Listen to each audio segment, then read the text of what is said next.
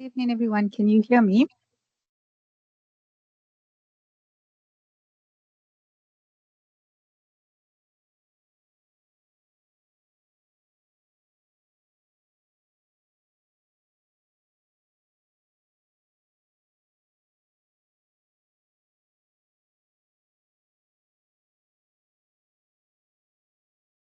I'm going to take it that you can hear me. Um, just load the chat.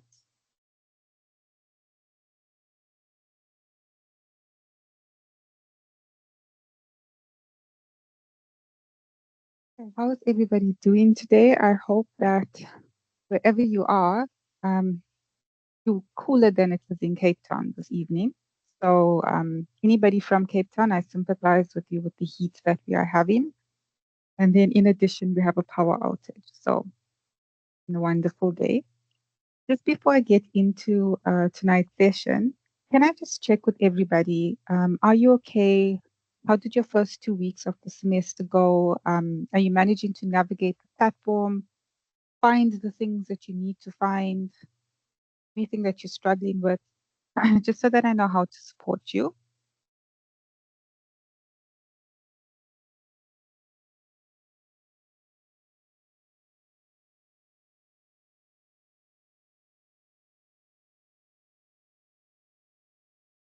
Okay, so there's nothing. Everybody's good?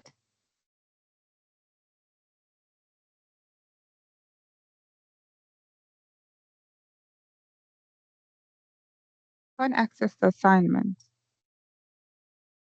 All right, so I'm not sure why you can't access the assignment. Your modules, when you log on to My Emirates, and you click on academic, you will see there's student material. So all your assessments are uploaded there. But regardless, if you go onto ARC, and you just go right down to the bottom of your BMAN page, you'll see there's assignment 1. I think it's the third folder from the bottom. I've uploaded the assignment for you there, and I've uploaded a recording to help you. Okay. Um, Yeah, so maybe just have a look at that. If you're part of the WhatsApp group, I've also just loaded the assignment onto the WhatsApp group, so you can use that as well. Just have a look again, and then if you really can't see it, just pop me an email or a WhatsApp, and I'll help you. Okay. Is there anybody that joined our group a little later? So after the first session, email address again for you then, and my cell phone number. So if you can't find it, then just pop me a message or a mail, and I'll help you do that, right? You have a quite short period now until that assignment is due. So it's due at the end of this month. And I've put up a recording for you. Please try and get through it. If you're still struggling, rather look at it at least by this weekend. Just go through the questions, have a look. If there's anything that you're really struggling with, please mail me so that I can help you, so that once you have all the information, you can complete the assignment. Okay? At this point, you should have attempted your ICE task, but I do know that all your assignments are coming in quick and fast. So it's fine. Take this week, try and get your assignments together, and just don't forget about your ICE tasks that are there. Right. Remember, this has documents that I again uploaded to the WhatsApp chat and onto ARC. That's available on your student portal. So again, when you go onto your My Emirates, you'll see there's assessment schedules. You click on the drop down and you select Faculty of Commerce, distance. Sometimes that dates do change. So please check and make sure that you have the correct dates. But as it stands, this one is due at the end of March. Right. Okay, so tonight we're going to go through Learning Unit 2 and touch on Learning Unit 3. If there's any areas that you were struggling with while you were preparing for the session or going through last week's session, please let me know. Anything that you want to chat about, you can pop it into the chat box and we can address it either throughout the session, or if you want to chat at the end, that's also fine, right? So the first week that we covered basic management. We covered what's a business, what's the difference between business and entrepreneurship, how do the two merge, and looking at technology and management and how it constantly upgrades and betters management. So learning unit 2 goes into entrepreneurship. It's a very basic chapter. We start to look at what an entrepreneur is, what traits and characteristics that an entrepreneur needs. And before we go into it, I want to show you how easy it is to apply your knowledge to an exam question. Okay, so because this module is theory heavy, it's an application based module, which means your assessment requires you in that final exam, you have your textbook, it requires you to apply your knowledge, right? So if you read the scenario that we have, it says James notices that many students on campus struggle to find affordable, healthy lunches. He decides to start a small food stall selling homemade wraps and smoothies. Before starting, he researches what students prefer and calculates his costs. James also convinces two friends to help him promote the business on campus. Even though he's unsure if the business will succeed, he decides to take risks. Okay? Before we go into the theory of chapter 2, can you identify any traits or roles of an entrepreneur that is demonstrated? I forgot to change the name, but it's by James from the scenario. So just at the spur of, or like on the top of your head, here's a scenario. What traits or characteristics or roles do you think he has shown? Okay, we can use the chat. You can unmute if you want.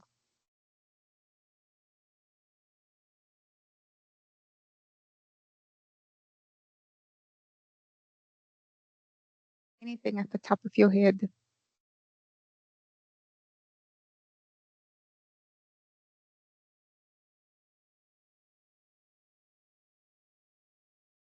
Yes, risk taking. Okay. So from the scenario, we can see that firstly, James creates something, so he innovates. He's prepared to take a risk. He makes a decision and he communicates to other people. Okay. So we can, these are all the different traits and roles that he uses. Now, if you are in a situation where you are in the exam and you honestly cannot find the theory because the textbook is quite large and you're struggling to find the exact words or section, you can use your own words. Because it says that trait is an innovator, um, if you write and you can't remember innovator, if you write they are creative. You'll get a mark for it. Okay. If you write risk taker and you say healthy appetite for risk because you can't remember risk taker, you're going to get a mark for it. So what I want to try and bring across to you is that even though this exam is an open book exam, you must know your content, but you also don't have to look for every last thing in that in the textbook. Okay, a lot of it is application, and the same must come through your assignments. Right, so very basic. We often differentiate between entrepreneurship and an entrepreneur. So, entrepreneurship is the process of creating something new. It's identifying something in process of gap being found and all the resources that person goes through. So, it's the process of utilizing all the resources that we have to fulfill a need for your consumers. All right. Entrepreneur is someone who starts a business. So they identify that gap, they identify the available resources, and through the entrepreneurship process, they start a business with the aim of making a profit. Okay. The difference between what we would say is maybe a person, any business, but an entrepreneur is somebody that uses a lot of his own resources and has a lot to lose. Okay. So an entrepreneur is somebody that takes that risk at a loss, at a chance of making a loss. So unlike somebody who goes into a company, and I'm not saying that working for a company is not risky, but I am saying that that comfort of having your salary at the end of the month, unless you really mess up, is there. An entrepreneur is somebody who accepts that they put in their life savings into a business, they take a chance, they might not make a profit for the next 6 months. Okay, they might have to sell their cars or their homes or get divorced or whatever it is, but that's a risk that they are taking. So there are common traits and roles that are associated with entrepreneurship, and there is a lot of literature in this field because previously we would just say that an entrepreneur is somebody who has an innate skill. They are born with it, and we stuck with that. Okay, but over a period of time, we have realized that people can be taught the skill of entrepreneurship. The knowledge and the core skill is there, but you can work with it and you can enhance it, right? So the common traits is the innovators, risk takers, they can organize, make decisions, they lead, and they're good at communication. In the role that they serve, they're an innovator, so they're creative, they go out and seek new opportunities. They have a vision for where they want to be. So even though you'll see an entrepreneur failing, and you probably would think that this person has a few days left, if any, in business, they are looking at the long term view of it. They are working towards that, right? A leader and a communicator. So you'll see that the traits and the roles often interlink. Okay. Entrepreneurial process is something we've discussed in your assignment prep. So the process is every entrepreneur that starts or ventures into entrepreneurship goes through this process. It's just the speed that they proceed from the first step to the second and so on might be quicker or longer than others, but they all go through this process, right? So they identify an idea, they see a gap, they see an opportunity, they then look at this gap and different ways in which they can fulfill these opportunities. They evaluate it and they find the best one. Then they go through writing a business plan. They identify what they need to start the business, and then they formulate, manage it. And that process, from that point, from step 5 until they get to step 6, can either be very quick, but it can be long. So the time that they grow their business and they harvest profits can really be a year or two. And when we start talking about business plans, it is important that when you compile a business plan, you show honestly and reasonably an estimation of when you will make a profit. So it's not uncommon to have a financial plan of an entrepreneur and see that they just break even for the next 8 months. It's not uncommon. If anything, it's realistic. Right. Any questions here?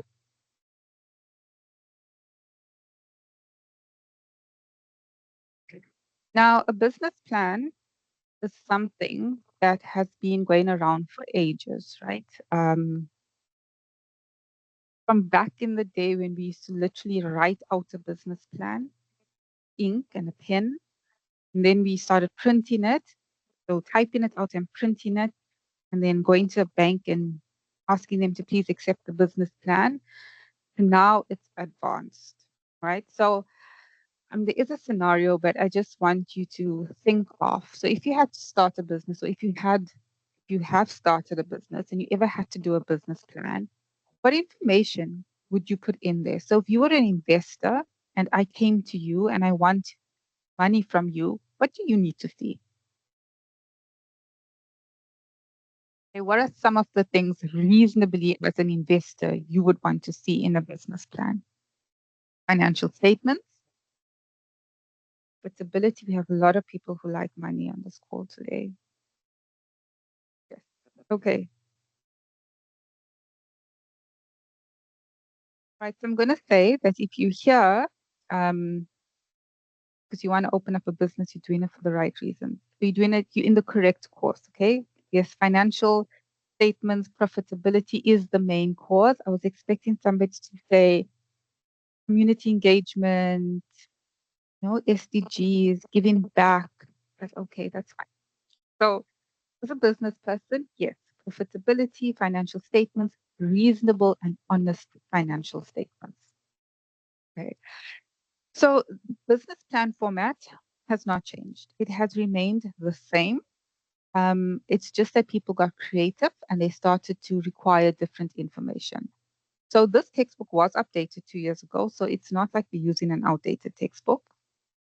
Format of a business plan is very simple. It's cover page, your table of contents, an executive summary, which you know is just a basic summary, business history. But now we want, before it was, what do you want to do? Tell us your idea. Now investors want to see, okay, what history do you have? Where did this idea come from?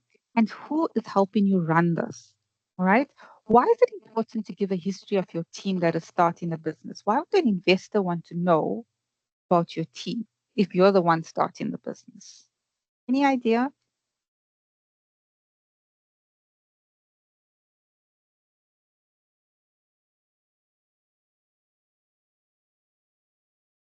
So when you give an entrepreneur an investment, like I said, there's a chance that they may not make a profit. So there's a chance that you're not going to receive a return on your income for a while. Yes, to know the worth or the value. We want to see how committed your team is to your goals. Are you showing us that you have acquired people with the best skill set?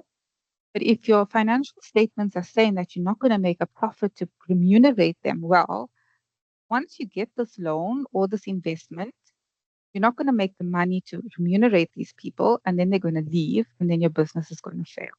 Okay, so we want to see if they have the value, passion for your business. How do you intend on harnessing their skills? How do you intend on remunerating them?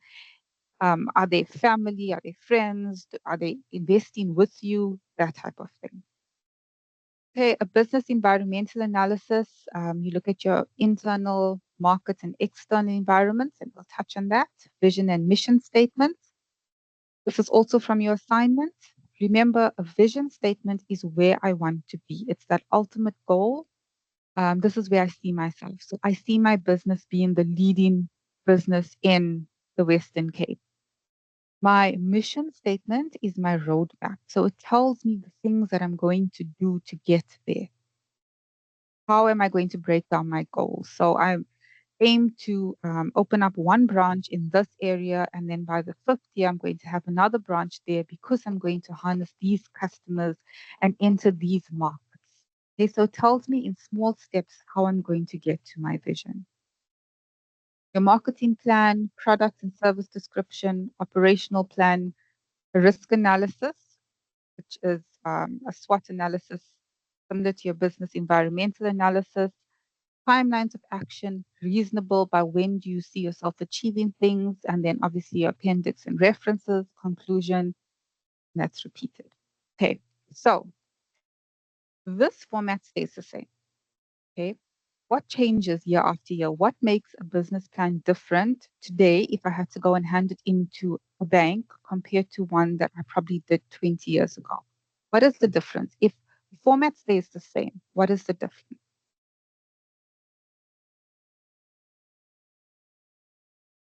Remember last 2 weeks ago, we had a lecture.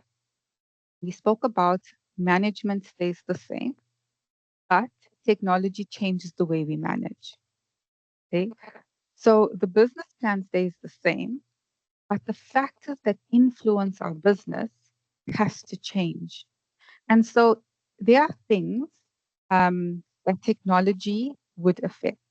There are things like labor laws that change. You have to submit a business plan that is up to date with the regulations, that is reasonable, and that has sufficient market research. Okay.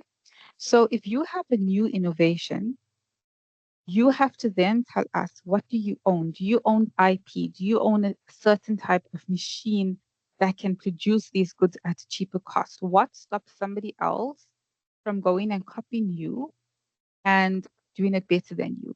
Are you utilizing the latest technology in your company? Are you recruiting people according to the recent labor laws? Are you taking in consideration for fuel hikes, economy changes in your projected financial plan? So those are type of things that you've got to keep updated with and update your business with. All right, are we all good so far?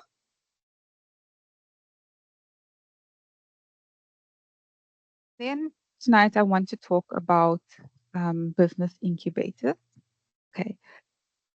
Anybody worked with the business incubator or heard of them? Anybody intrigued by a business incubator? So in South Africa, um, you know, the economy is not great. You know that the rate of unemployment is high. We have huge inequalities in terms of wealth. So business incubation is aimed at helping people who don't have access to skill. And this is something I want you to just highlight in your book because it's usually a very common exam question, right? Business incubator help people who don't have access to resources. And in terms of resources, I'm not just talking about funding. I'm talking about as basic as um, somewhere to sit and start their business to a mentor that can help them start their business. And remember that most entrepreneurship ventures don't take off the ground, not necessarily because they don't have resources in terms of financial resources or assets, because they don't have the skill set or mentorship. So it's been proven that people who have positive mentors show a higher level of entrepreneurial intent. Okay, so business incubation or incubators are normally funded by the government or they are funded by a private company, and they are aimed at taking entrepreneurs who don't have access to resources and sort of supporting them up until a stage they grow their business and then they can be left.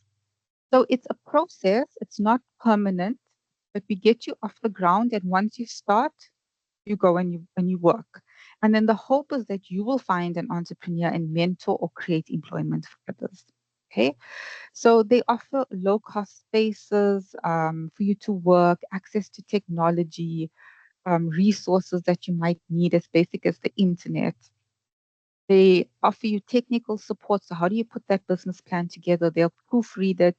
Remember, in South Africa, we have many official languages and not just English. However, shareholders, investment companies, institutions, they do require us to provide stuff in English. So that from basic as proofreading, editing that, helping you put things together, and then also to once you get the finance to help you manage that finance, so financial literacy, how to reach your target audience, all of those.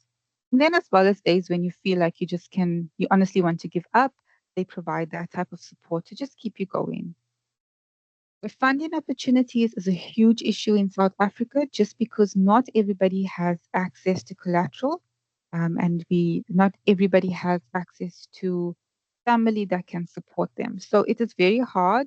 As much as we want to grow entrepreneurship in the country, entrepreneurs struggle to get access to finance because they don't own much to use as collateral. If they did, they wouldn't need the finance. And so banks obviously our law can't give them anything. So business incubators help them with funding opportunities. They help connect them with shareholders who are willing to invest in startup entrepreneurs. Then they provide workshops and training to develop basic business skills. So customer care, HR, like basic HR laws, financial literacy, how to manage certain things in a company, website design, all those basic skills that is we can go onto the internet, we can use AI, we can do it because we have those skills. Not everybody has that. And then through the incubation, they start to network. And as they start to network, they start to get stronger, and eventually they become part of a network that supports the next person that comes in. So there are many institutions, public institutions, that do offer business incubation, and the government itself has set up CEDA and all these government funded initiatives to help budding entrepreneurs. Right. Anything there that you're not comfortable with?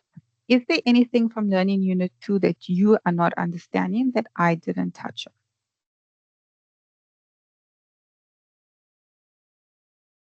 on? right? If you can't think of it on the spot, that's absolutely fine. When you have a chance and you're going through your work, if you need help, you can always message me. I will get back to you. So learning unit 3 basically deals with two important aspects. First one is types of institution structures that are available to entrepreneurs who want to start a business. And the second half is broken up into business or environmental analysis, right?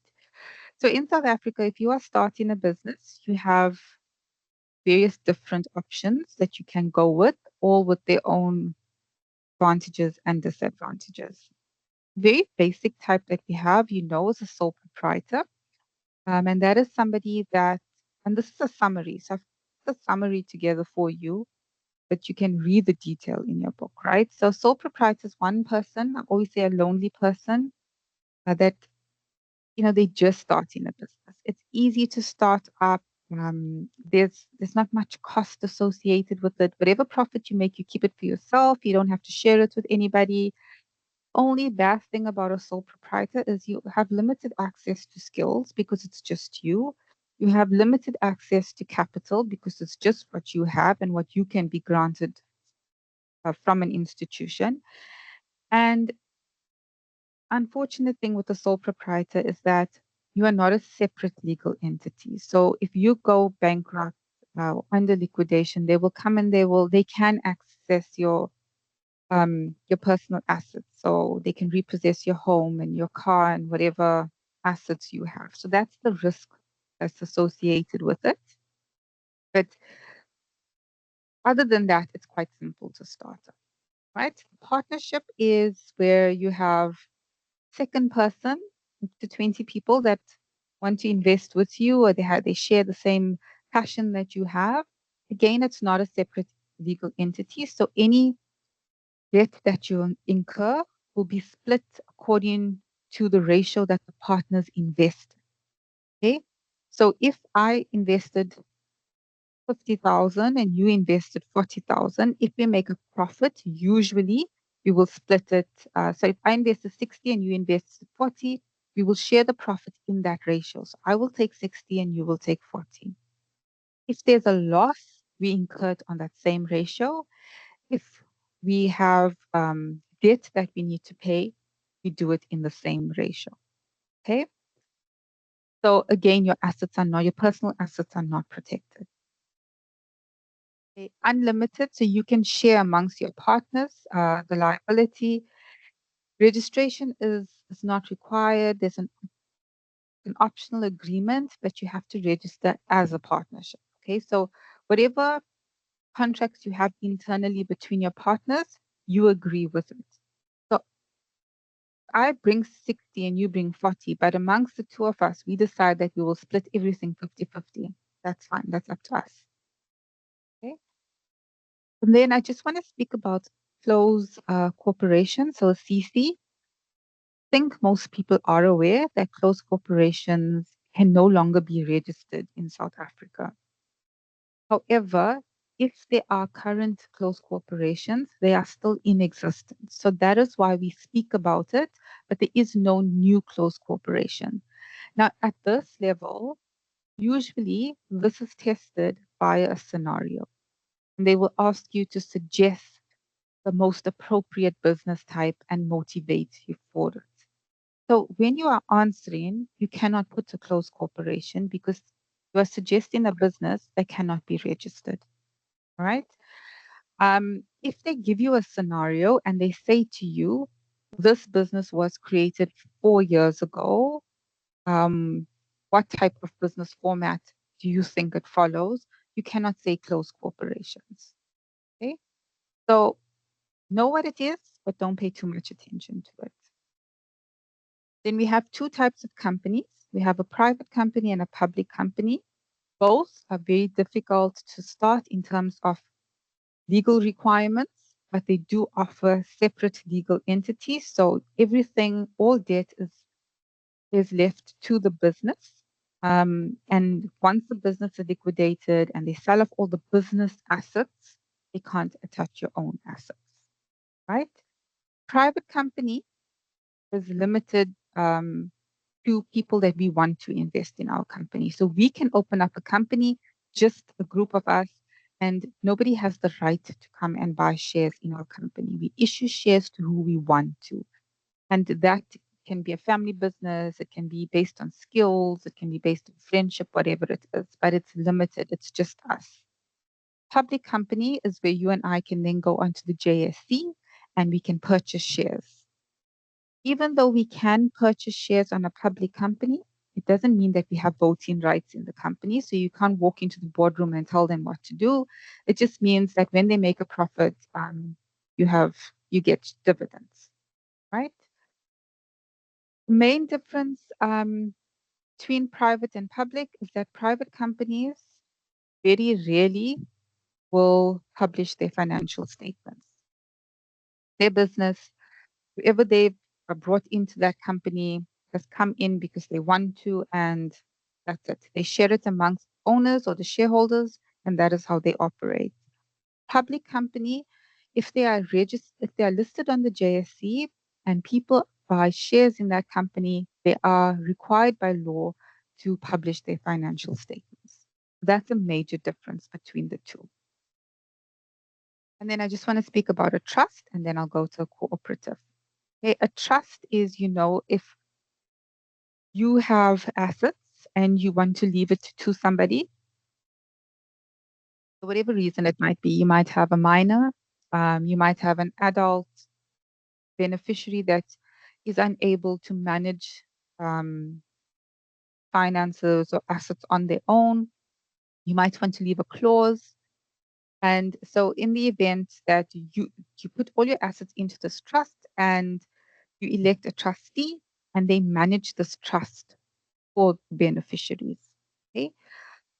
Sometimes you can put in assets and you can say that the beneficiary will get it when they turn 21, or some people can really put, you know, requirements on it. So if somebody graduates, then they get access to the trust. If somebody marries a certain person, and so on and so forth. Essentially, it's a beneficiary who cannot manage the funds or assets, and so somebody is put in charge of it. That person cannot use the funds. They are only managing it. They get paid a trustee fee, like a salary, but they cannot have access to that funds. It's not theirs. Okay. Now, a cooperative, if you understand it in your textbook, that's great. If you don't understand it in your textbook, then write down the way I'm explaining it. And if I'm not explaining it correctly, you don't understand it, tell me. Okay. So a cooperative is where 5 or more people come together. They share a similar interest in a particular field, and so they come together to form a business that serves the community. Okay. If that business makes a loss, they share it amongst themselves. If it makes a profit, they share that amongst themselves. Now, business cooperatives usually take place amongst farmers or people in trade. So if we have 5 dairy farmers, right? They have they've got their cattle and they milk them and they have that going. And then they decide that they want to open up a factory that makes butter. We all have an interest in this because they're all buying and selling from each other, and they open up this together. Okay, because they have an interest, because they have their raw materials that go into it. So because the 5 of them have that interest, they don't purchase out of that. Another option that I can think of is if you look at farmers again. So we have an apple farmer, someone who farms cherries, and another farmer that farms strawberries. Okay. They decide that they're going to open up a cooperative and they're going to make jam. That cooperative will purchase strawberries from the strawberry farmer. They will purchase blueberries from the blueberry farmer. That's part of their cooperative. So there's that beneficiary, that relationship between the two of them. Does that make sense? The company is opened for their interests.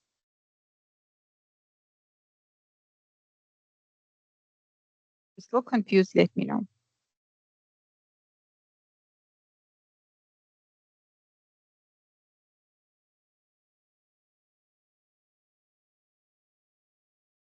And can I just do a quick sense check? Is everybody fine to continue, or do you need a 5-minute break?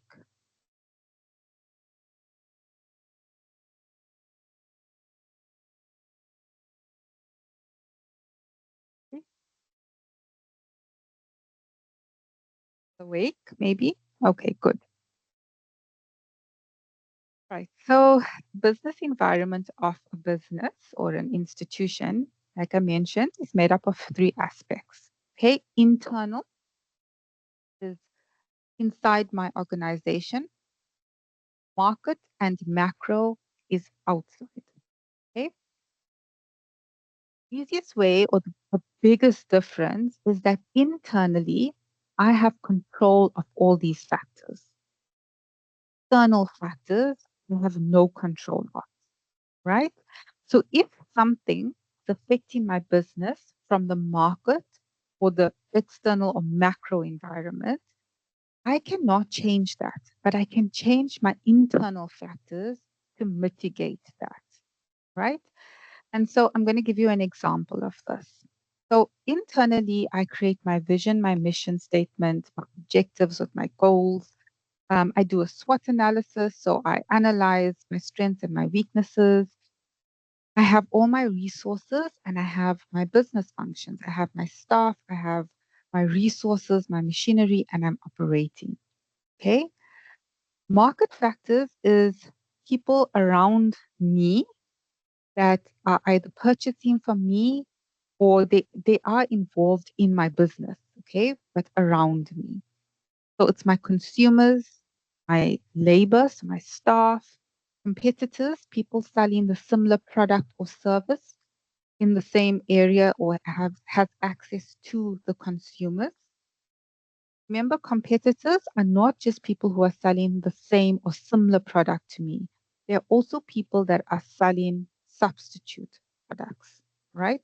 So if I sell bread and somebody is selling rice, they sell a substitute product or they sell buns or whatever it is, which means it's not bread, but my consumers can opt to buy that instead of buying my bread.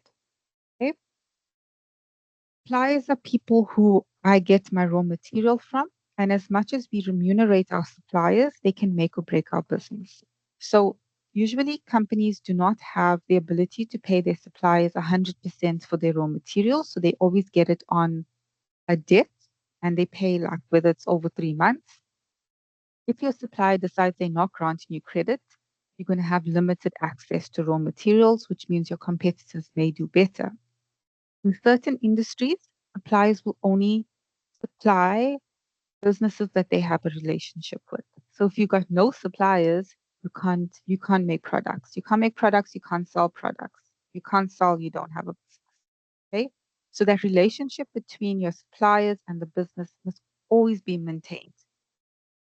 And then intermediaries are people who intervene between the company and the consumer. So if you are selling a physical product, it's the stores that stock your product. It's if you have like a cosmetic product, it's the salons that will take it from you. So people that are helping you get that to your consumers. Okay, your macro environment, we usually use the acronym PESTLE. I'm not sure if you've heard that before. But PESTLE stands for political environment, economic, social, technological, ecological, and international. These factors, unfortunately, are very erratic at times and they affect us. So, for example, what's currently happening, the war between the US and Iran and all the neighboring countries that are now being affected by it. Hey, we are here in South Africa, a developing country, no issue, or we're not part of this war, but yet we are. Okay. So that issue with fuel is affecting businesses. So you would have seen that SAF Air and airlines are going to start to add a surcharge to their flights very soon because of the price of fuel for their airplanes. It's shot up to, like, I think 60 or 70%, I believe. So they have to now transfer that to the customer. Okay. You who have a business here that source in Cape Town, but you source your material, your raw materials from KZN, and you need it to be couriered here over air freight because it's raw materials that cannot be on the road for too long. Now you have to now bear that brunt and that cost, so your prices go up. And then people here in Cape Town are like, "No, I can't really buy this product anymore because it's increased too much," so they go and find a substitute. Okay, so that is how things escalate in the macro environment. So political comes from government that's in control, how the legislation changes, and how that impacts us. So if we pay our staff a certain rate and suddenly the rates in the basic wage increases, that affects us. If there's increases in political instability within the country, if there's protests, that affects us because we can't open or people can't get to work, that type of thing. Economic, is the response of the economy to these things. So, like, obviously, if you have a country now that you are being under war, your your process can't continue, factories are closed, or they've been blown up, whatever the case is, economic downturn. Okay, rand and dollar exchanges, all of those things affect us. Again, we're not part of this, but our rand dollar exchange rate is skyrocketing. Social and cultural aspects, very, very important. Remember, not all countries, I want to say, are socially and culturally accepting of different things. So it's very important that when you operate in a country, you are aware of the culture and you adhere to it. Okay, because if you don't, people will sanction you. So if they feel that you're being disrespectful to local culture, they just won't purchase from you. And that's even if it's you unaware of it.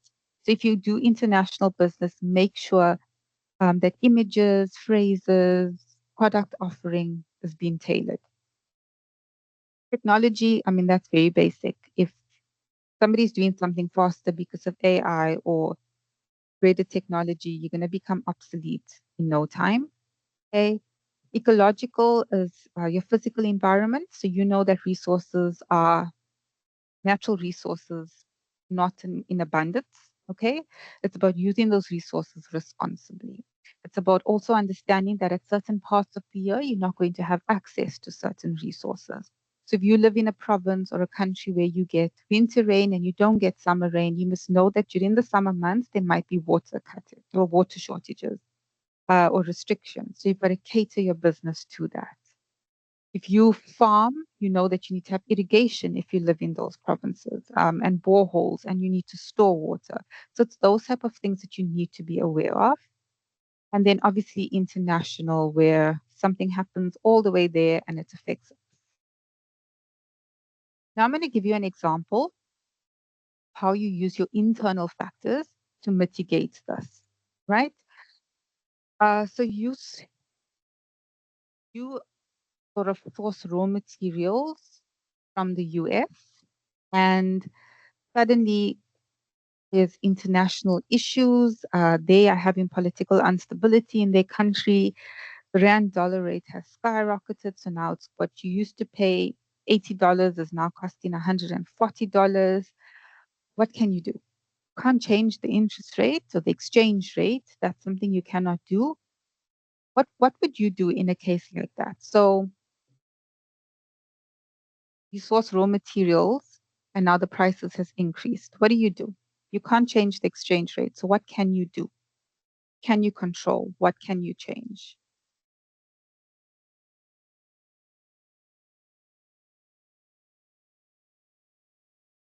Idea? Okay, yes, you can increase your selling price and then you can source your raw materials. Any other ideas besides that?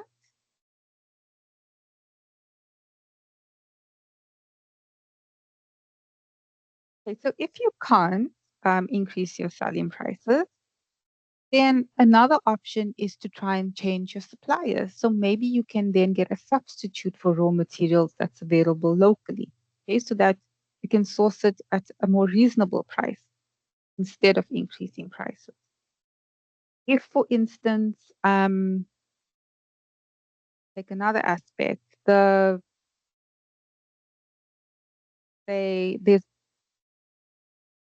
competitors.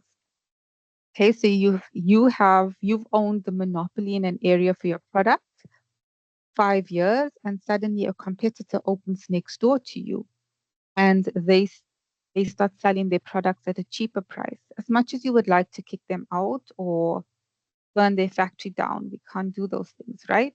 So what can we do legally to fight back, to gain our consumers, right? What we can do is we can change our products, we can enhance it, we can start offering different varieties or different types of products. We can add different bundle deals, we can do promotions, all of the things that we can do internally to mitigate those.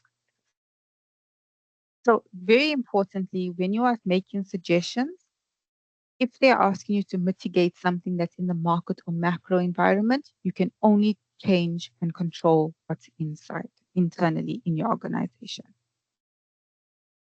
All right, I'm going to pause there. That is this for tonight. Okay, anything you want to chat about? Any questions you have? I'm just getting back to the home screen quickly.